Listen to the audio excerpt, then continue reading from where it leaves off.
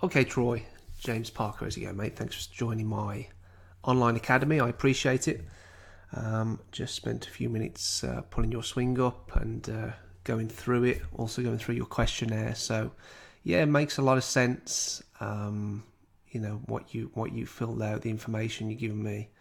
I think you got a really nice move. I think you can definitely be better, a lot better than a 9 handicap, which is what it sounds like. Your average score is about an 81. You're only playing once a week. You're only practicing. How often do you practice on the range? Every 2 weeks. So, maybe that's with the golf swing that you've got, where you tick a lot of boxes and you get into some nice positions.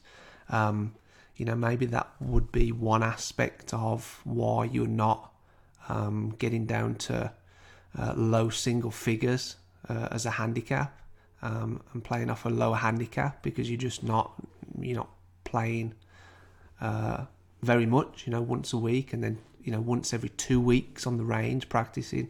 So that might be an area you could look at. But I know how difficult it is, right? I've got a family as well. I know I know exactly how it works. But with regards to your, so today's going to be your evaluation. We're going to go through it. We're going to, talk about what's going on. So what we're observing, what you say in your questionnaire is you're hitting too many pulls and pull draws, right? So why don't we start there? Why don't we talk about why that is? Now, I like to kind of come down into impact and see what the club's doing through impact, right? So coming down, it's a little bit kind of, at the start we draw 2 lines, right? One line going through the club, one line going through your elbow, right? So that when you're coming down, the club is just a little bit too close to that top line, that elbow plane line, right? Now, I don't necessarily think you're coming over the top of it, but certainly it's very, very straight into impact, isn't it? You look at the pros, they're just attacking the ball a little bit more from the inside than that, right? You want to go from a pull and a pull draw to hitting a nice little tight push draw, right? So we need to get the path coming more from the inside first and foremost, right? So that's the first one. That would be regards to the path, right? The second one is, right, okay, well, you're hitting a pull, but you're also hitting pull draws as well, and sometimes pull hooks, right? So I'm looking at what the face is doing now that you're in a really nice position up the top. Coming down, the club face isn't kind of overly closed. Through impact there, it's certainly not closed, but and post impact, it's certainly not closed. But when we look kind of going through to P7.5 and P8, right, which is where your right arm is parallel with the ground, what I'm seeing is the club face flip over very much here, right? So the club face is really turned over there. So, from impact through to P8 there's a lot of face rotation, right? So the face to path relationship isn't great through the shot and post impact, right? So we need to slow that rotation down. So as a starting point, mate, we want to get you out of these pulls and pull draws. That's where we start. We try and get your club coming down a little bit more underneath that orange line, and also stop so much rotation of the club face. Okay, so how are we going to do that? What do we decide to do? What changes need to take place to kind of positively alter that shot pattern, right? Well, if we start at the beginning, right? So, with regards to the path, the first thing I would do is I would get the shaft leaning forward more. Excuse me. I'd get the shaft leaning forward more. And this is just a trait that you see the faders and the drawers, right? The faders, the guys that kind of come across it a little bit too much, right? Have the shaft very vertical at the start. The guys that draw it have the shaft leaning forward more. So we're going to start by having the shaft leaning forward a little bit more, all right? The second one is, as we get up to the top, just lacking in some rotation, aren't we? Right, so as you get up to the top there, if I draw another line here where your shoulders are, very limited with the hips as well, right? If we look at your hip turn there, right, so we have got some straightening of the right leg and some flexing of the left leg, which I like to see, but kind of limited hip turn and limited shoulder turn, right? So again, that's another trait. That's another trait that you see guys that come over the top. Now, like I said at the start, you're not quite coming over the top. You're kind of coming down that top orange line, but compared to the pros, they're underneath that top line, right? They're kind of in the middle of those two orange lines, right? The shaft plane line and the elbow plane line. You're just coming down a little bit on top of that orange line, right? So we want to, which is a bit too straight into impact. We want to attack it a bit more from the inside, right? So the way that we do that, one of the ways we're going to do that is we're going to increase your turns as you get up to the top, right? So we want to turn your shoulders more, we want to turn your hips more. So the way that we're going to do that, very simply, is we're going to control where your hands are going, right? So if I put a little line here outside your hands, you can see in your takeaway, you're going out a little bit, right? You can see how you're coming, you're coming up that green line to start with, right? In this position, you can see how your arms are a little straight at that point. I like to see it a little bit more inward. And of course, what happens then as you go up to the top, you can see as you're going up to the top here, your hands are kind of dissecting maybe the top of your right bicep, if not your shoulders. And then you get up to the top and you've got very high hands, and they're only they're definitely behind your right shoulder, which is a good point.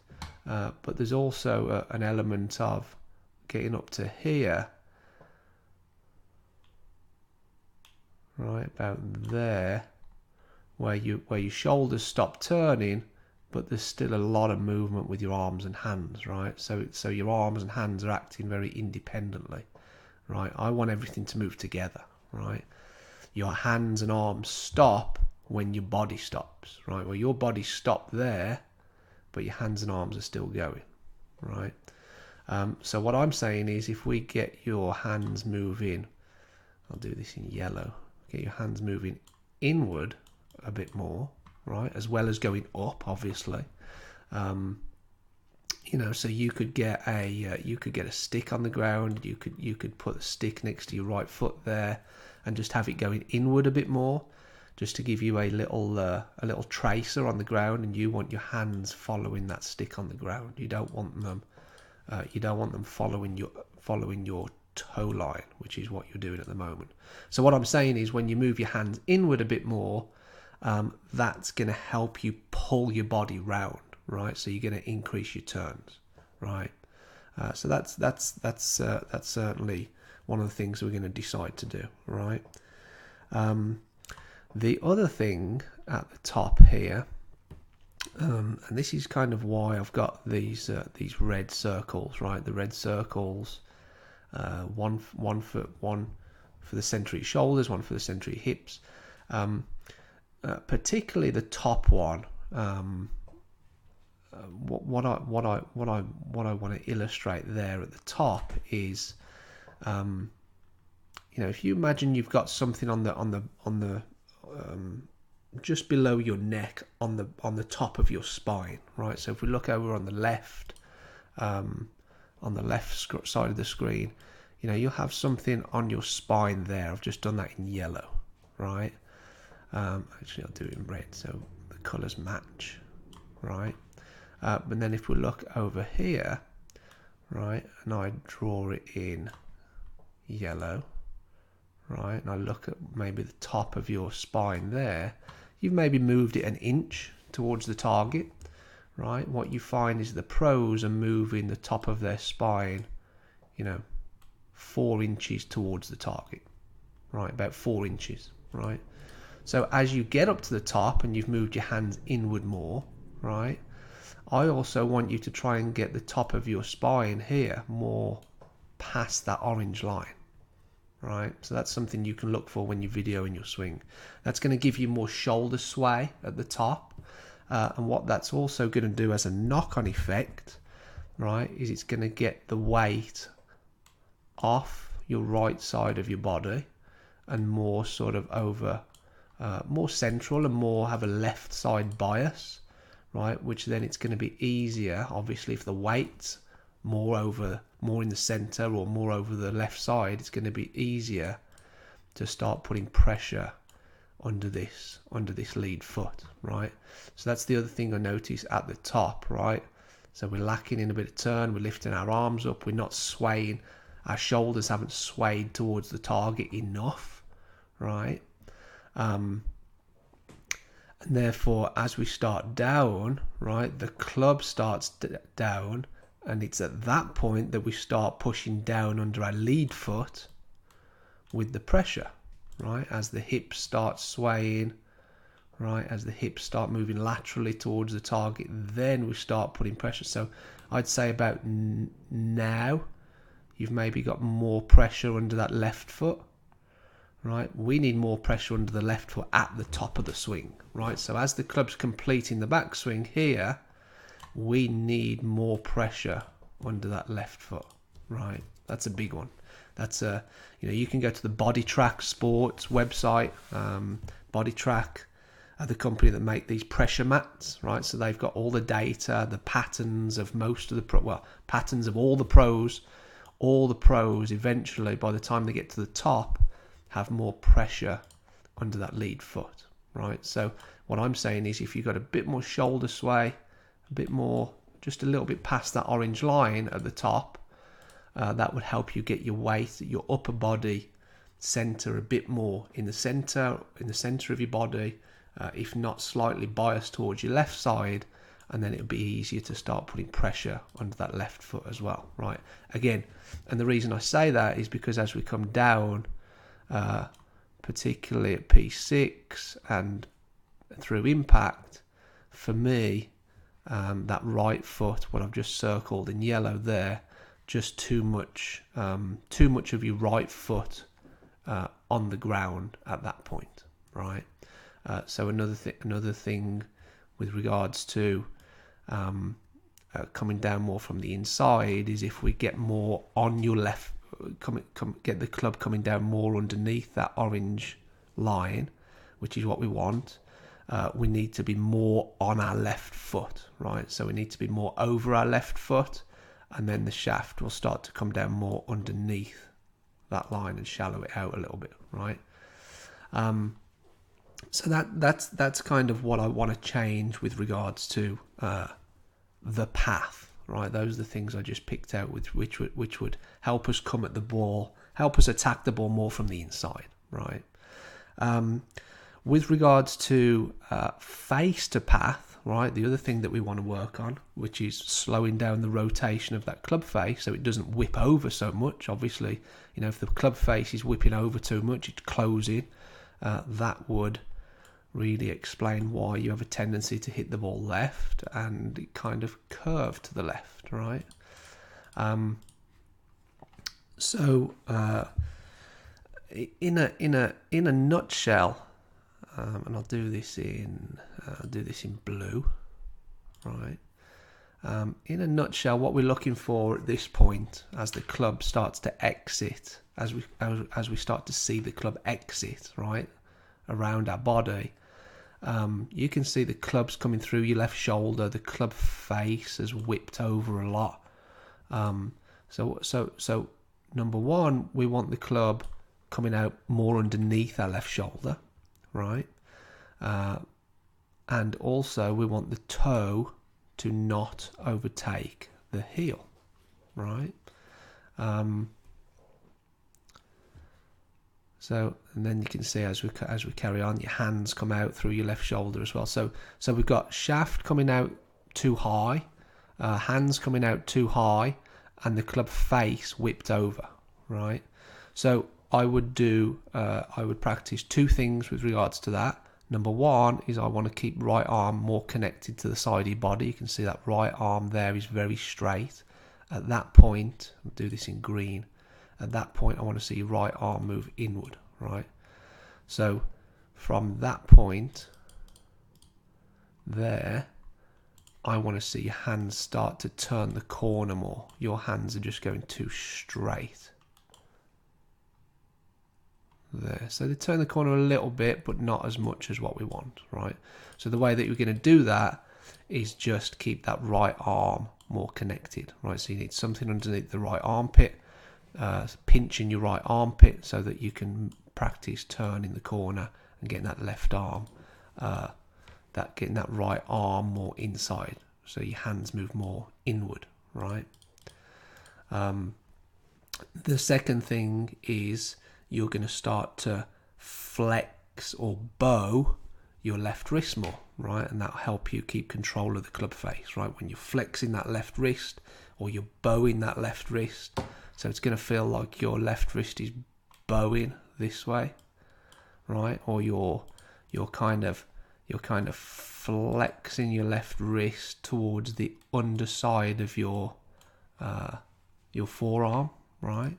When you do it, you're going to feel the inside of your forearm switch on, right? You're going to activate it.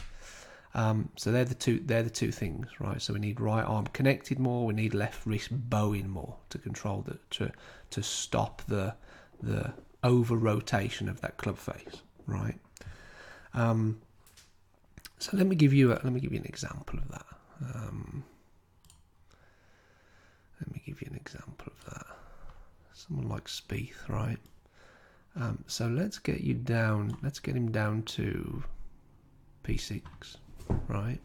Now the thing is, you turn very well. And that's maybe, you turn very well through down and through the shot, right? You've got your shoulders out the way, you've got your hips out the way. But I want you to watch now, right? I want you to watch where his hands are going from P6, right?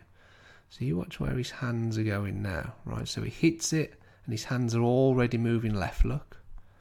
Right, so he hits it, his hands are moving left through impact. That's important to understand. Hands should be moving left through impact.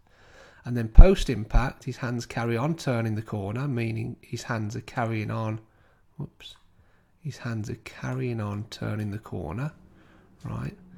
And you look at there, when we can still see the club and the club head, right? But you look at where his arm is, and then you look at where your arm is, right? So that's what I mean by your arm just going too straight. We need your right arm connected.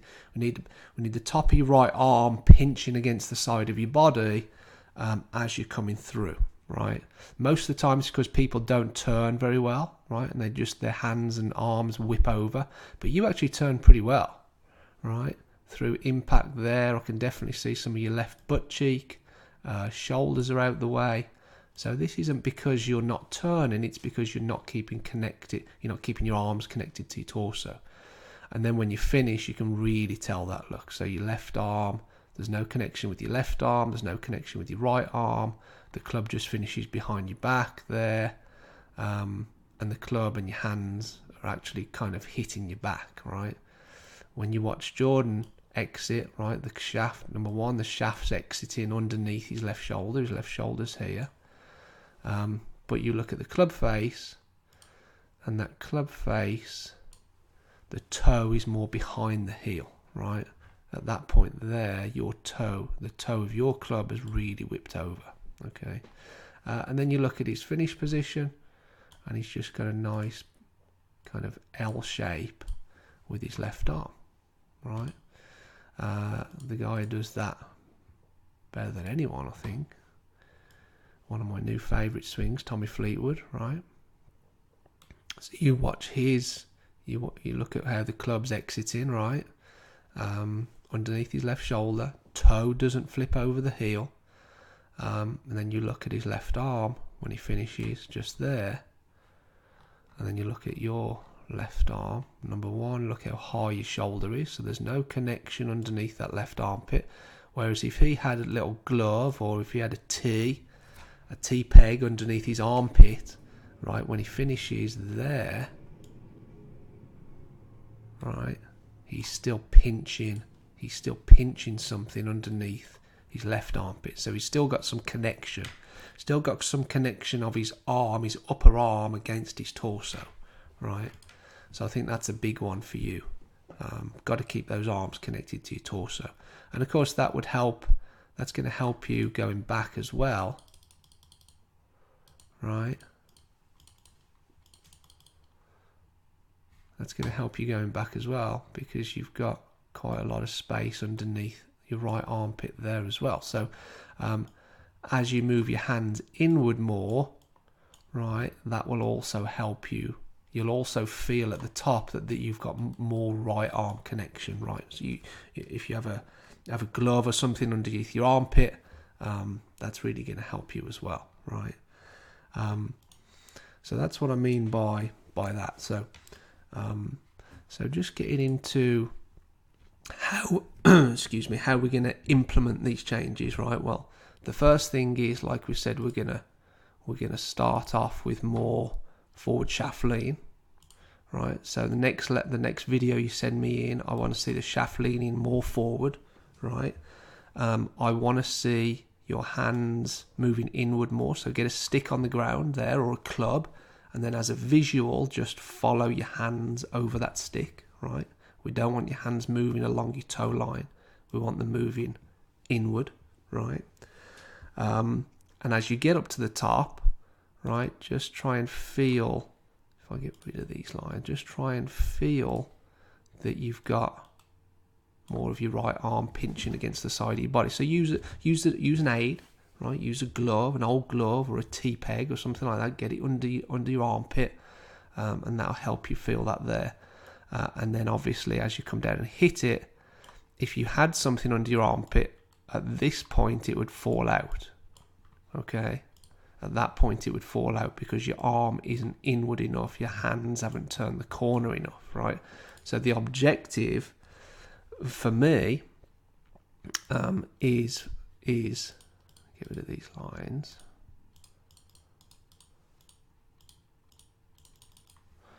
The objective for me is to hit shots and just stop there, right? Stop there with your arm parallel with the ground, and just make sure that you have still got that that T-peg or that old glove under your armpit, and it's still there, right? You go slower, go a lot slower than normal just to feel it, but that's how you do it. You practice getting in that position first, which is P8. And once you've practiced that, and go out and play 9 holes doing it, just stopping there. And the objective is to play 9 holes without the glove falling out underneath your armpit. Once you can do that, then you move on to your finish position, right? But, you know, like anything, if you want to change something, you have to break it down. You have to compartmentalize it. And generally speaking, you have to go slower as well, all right? So that's kind of your exercise once you're implementing all these things, is to go out and play, and just go out and play. Stop there for every shot, even your driver, which means you're going to have to go way slower with your driver, right, to start with. Probably going to lose 20 yards with your driver. That's okay for the time being. But the objective is to get your brain used to being in that position where your arm is more connected to your torso, all right? So that's how I would go out and play it. But that's it, mate. You know, over the next sort of few months with the swings that you send me in, these are the things that I want to look for the most. You know, just in summation: shaft leaning forward, hands in, better turn, more more sway with your shoulders at the top, meaning I want to see it more over here, right? I want to see more build-up of pressure underneath that left foot at the top, right? And just to give you an idea of that, let's use Jordan again. Just to give you an idea of what I'm talking about there, right? So we'll stop him at the top, right? But you can see the club is still the club's still going towards the top, right? Right. So let's do this as well. Let's draw a little circle in the middle of his chest, right? Imagine that's on his back, top of his spine, right? As he gets to the top, right? Look how much more forward now that is compared to yours. Yours would be just fractionally forward. You know, his has moved, 4 inches, say, right? So that's what I'm saying. If you can get more over that way at the top of the swing, then it's easier to start pushing down under that lead foot, right? In preparation for your downswing, right? And you watch how he pushes down under that lead foot now, right? And you look at where he is with that left leg when his arms parallel with the ground, and you look where you are when your arms parallel with the ground. Right, well, I'd say your pressure's maybe 50-50 now, right? I would say he's got the not only a great deal of force underneath his lead foot, but the majority of it as well, right? The majority of the pressure, right, moving from this trail foot over onto this lead foot, right? So all these things that we're talking about, better turn, a bit more sway with the shoulders at the top. It's going to feel like your head's moving. It's going to feel like your head's moving a little bit closer to the target at the top, right? At the top. And then it'll be easier to kind of achieve this squatting position, this pushing down position, which you see so many of the great swingers produce. And how that's going to affect your ball flight is it's going to help you come more from the inside, right?